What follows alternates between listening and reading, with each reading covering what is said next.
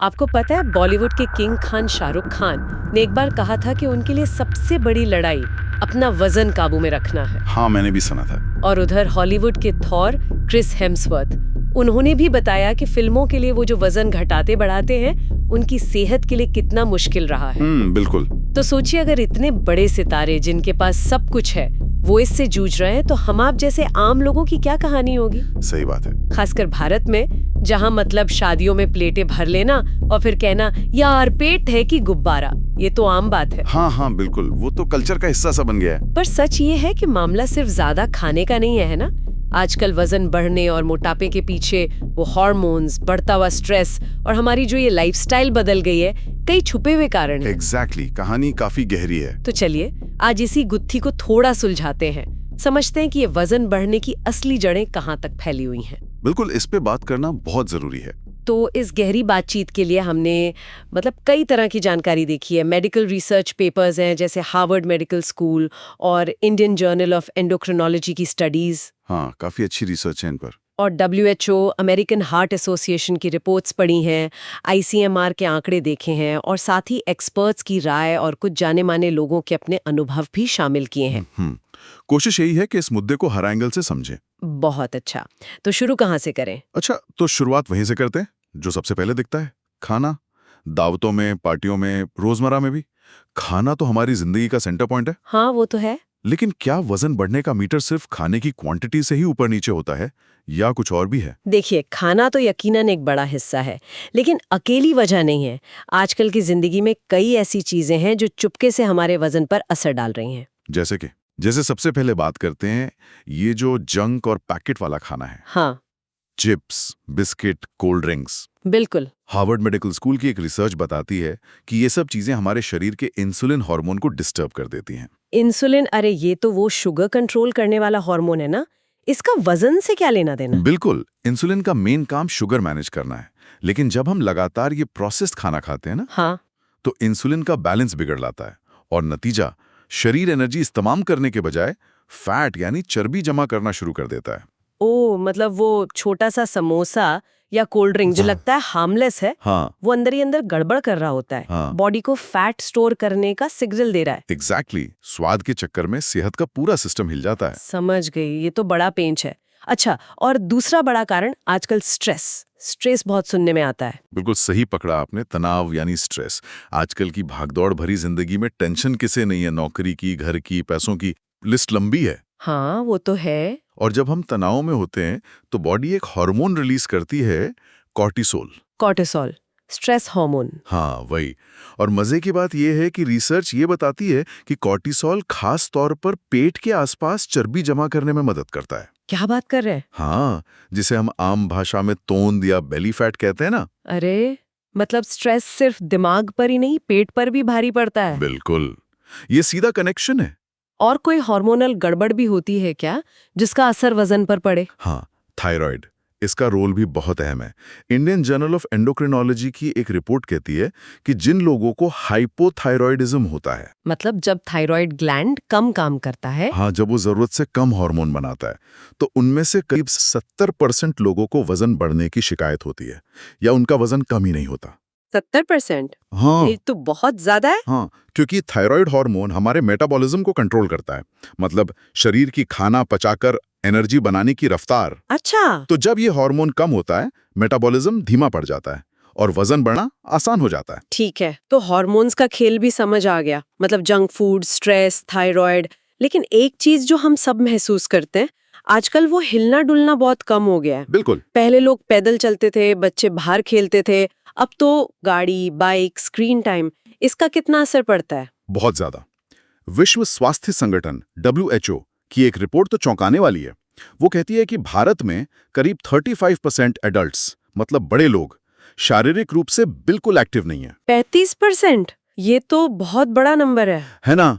और अक्सर लोग सोचते हैं, अरे यार रोज जिम कौन जाए, हम कोई सलमान खान थोड़े ही हैं। हाँ, यही सोचते हैं, हम तो रोटी चावल खाने वाले लोग हैं। बिल्कुल, लेकिन एक्टिव रहने का मतलब सिर्फ जिम में घंटों पसीना बहाना नहीं है।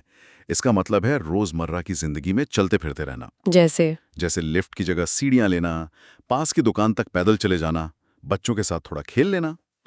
ये सब कम हो गया है। हाँ, अब तो हर चीज के लिए गाड़ी चाहिए। और इसी वजह से शरीर को चलने फिरने की आदत छूट गई है, कैलोरी बर्न नहीं हो पाती।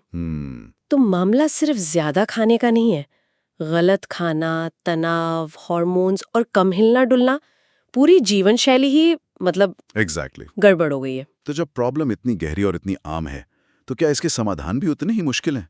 या कुछ आसान मतलब घर पे करने लायक देसी नुस्खे भी हैं? देखिए, अच्छी बात यह है कि समाधान मुश्किल नहीं है, बस थोड़ी समझदारी और रोज की आदत बदलने की जरूरत है। अच्छा, हाँ, और ये उपाय बिल्कुल सीधे साधे हैं, जिन्हें कोई भी अपनी जिंदगी में आसानी से शामिल कर सकता है। बताइए। जैसे कि सबसे पहले क्या करना चाहिए? सबसे पहला और शायद सबसे असरदार कदम है पोषण कंट्रोल। पोषण कंट्रोल मतलब खाने की मात्रा पर ध्यान देना। हाँ, अपनी थाली में कितना खाना ले रहे हैं इस पर ध्यान देना। कोई ये नहीं कह रहा है कि अपनी पसंद की रोटी या चावल बिल्कुल छोड़ दें, बस थोड़ा कम कर दें। जैसे अगर आप 3 रोटी खाते हैं तो 2.5 या 2 खाकर देखें। चावल की 1 कटोरी कम कर दें। जापान में एक पुरानी कहावत है, हारा हाची बू। हारा हाचीबू, क्या मतलब है इसका? इसका मतलब है पेट को बस 80% तक ही भरो, थोड़ी जगह खाली रखो। मतलब एकदम गले तक ठूंस कर नहीं खाना। हाँ, ये बात तो घर में बड़े बुजुर्ग दादा दादी भी कहते थे कि पेट में थोड़ी जगह छोड़नी चाहिए हवा के लिए। बिल्कुल वही बात है, साइंस भी यही कहता है। ठीक है, पोषण कंट्रोल समझ आ गया। और दूसरा उपाय? दूसरा है चलने की आदत डालना, रोज चलना। चलना मतलब वॉक करना? हाँ, WHO कहता है रोज सिर्फ 30 मिनट तेज चलना, मतलब ब्रिस्क वॉक, न सिर्फ वजन काबू में रखता है बल्कि ब्लड प्रेशर जैसी दिक्कतों से भी बचाता है। सिर्फ 30 मिनट? हाँ, रोज 30 मिनट, और इसके लिए कोई अलग से टाइम निकालने की जरूरत भी नहीं है हमेशा। वो कैसे? जैसे ऑफिस से घर आते वक्त एक बस स्टॉप पहले उतर जाएं और पैदल चल लें। हाँ, ये किया जा सकता है। या रात को खाने के बाद पार्टनर या परिवार के साथ 15-20 मिनट टहल लें। शुरुआत छोटी हो पर रोज हो, ये जरूरी है। ये तो वाकई डुएबल है। ऑफिस से थोड़ी वॉक या खाने के बाद टहलना, ठीक है। और खाने के टाइमिंग का भी कोई चक्कर है क्या? मैंने सुना है रात को देर से खाना ठीक नहीं होता। बिल्कुल सही सुना है। तीसरा उपाय यही है, रात का खाना जल्दी खाएं। कितनी जल्दी? American journal of clinical nutrition की एक स्टडी में पाया गया कि जो लोग देर रात खाते हैं उनमें वजन बढ़ने का खतरा जल्दी खाने वालों के मुकाबले लगभग डबल होता है। डबल? बाप रे। हाँ, तो कोशिश करें कि सोने से कम 2-3 घंटे पहले, मतलब आइडियली 8 बजे तक रात का खाना खा लें। अच्छा। इससे शरीर को खाना पचाने का पूरा वक्त मिलता है और फैट जमा होने की आशंका कम हो जाती है। 8 बजे तक डिनर थोड़ा मुश्किल लग रहा है आजकल की लाइफ में, पर हाँ, कोशिश की जा सकती है। ठीक है। और पानी पीने का भी कुछ रोल है इसमें? लोग कहते हैं खूब पानी पियो। बहुत अहम रोल है। चौथा उपाय यही है, भरपूर पानी पीना। सुनने में बड़ा मामूली लगता है पर ये बहुत जरूरी है। कितना पानी? दिन भर में कम से कम 3 से 4 लीटर पानी पीने की कोशिश करनी चाहिए। 3 से 4 लीटर? हाँ, पानी ना सिर्फ हमारे डाइजेशन यानी खाना पचाने के सिस्टम को ठीक रखता है बल्कि मेटाबॉलिज्म को भी तेज करने में मदद करता है। अच्छा। और एक और बात, कई बार हमें प्यास लगी होती है और हम उसे भूख समझकर कुछ खा लेते हैं। हाँ, होता है ऐसा। सही मात्रा में पानी पीने से ये गड़बड़ भी कम होती है। अरे वाह, ये तो सच में आसान उपाय लग रहे हैं। मतलब थाली थोड़ी छोटी करना, रोज आधा घंटा चलना, रात का खाना जल्दी और खूब पानी पीना। लेकिन एक सवाल है मन में, क्या ये छोटे छोटे बदलाव काफी हैं? या ये मोटापा जो हमें शायद अभी सिर्फ देखने में बुरा लग रहा है या कपड़े टाइट हो रहे हैं, ये आगे चलकर कोई बड़ी मुसीबत भी खड़ी कर सकता है? इसे हल्के में लेना कितना खतरनाक हो सकता है? देखिए, यही सबसे जरूरी सवाल है और इसे समझना बहुत जरूरी है। मोटापे को सिर्फ पर्सनैलिटी या लुक से जोड़कर देखना ये बहुत बड़ी भूल है। अच्छा। ये असल में कई गंभीर बीमारियों का एक साइलेंट दरवाजा है जो चुपके से खुलता है और जिंदगी को मुश्किल बना देता है। इसे हल्के में लेना मतलब सेहत के साथ सीधा खिलवाड़ करना है। ओह, मतलब ये सीरियस है। जैसे कौन सी बीमारियां जुड़ी हैं इससे? सबसे पहले तो हाई ब्लड प्रेशर यानी high BP. American heart association AHA की स्टडीज साफ बताती हैं कि मोटे लोगों में हाई बीपी होने का खतरा सामान्य वजन वालों से 3 गुना तक ज्यादा होता है। 3 गुना? ये तो बहुत ज्यादा है। हाँ, क्योंकि बढ़ा हुआ वजन दिल पर ज्यादा दबाव डालता है, ब्लड वेसल्स पर प्रेशर बढ़ता है। बाप रे। और डायबिटीज का भी कुछ कनेक्शन है क्या? आजकल बहुत सुनने में आता है। सीधा कनेक्शन है, बिल्कुल डायरेक्ट। WHO के आंकड़े तो डराने वाले हैं। वो कहते हैं कि दुनिया में टाइप 2 डायबिटीज के 90% मरीज 90%? हाँ, 90% मरीज या तो मोटे हैं या पहले रह चुके हैं, ओवरवेट या ओबीस। पर ऐसा क्यों? क्योंकि जब शरीर में चर्बी ज्यादा होती है तो इंसुलिन ठीक से काम नहीं कर पाता। इसे इंसुलिन रेजिस्टेंस कहते हैं और फिर ब्लड शुगर लेवल बिगड़ने लगता है, जिसे हम शुगर की बीमारी कहते हैं। 90%? बाप रे बाप। मतलब वजन कंट्रोल करना डायबिटीज से बचने के लिए भी बहुत जरूरी है। बहुत ज्यादा। और कोई बड़ा खतरा? एक और खतरा है जो आजकल शहरों में बहुत तेजी से बढ़ रहा है, फैटी लिवर। फैटी लिवर मतलब लिवर पर चर्बी जमना? हाँ, non alcoholic fatty liver disease. Indian council of medical research ICMR की रिपोर्ट के मुताबिक भारत के शहरी इलाकों में रहने वाले करीब 25% लोगों को ये दिक्कत है। 25%? यानी हर 4 में से 1?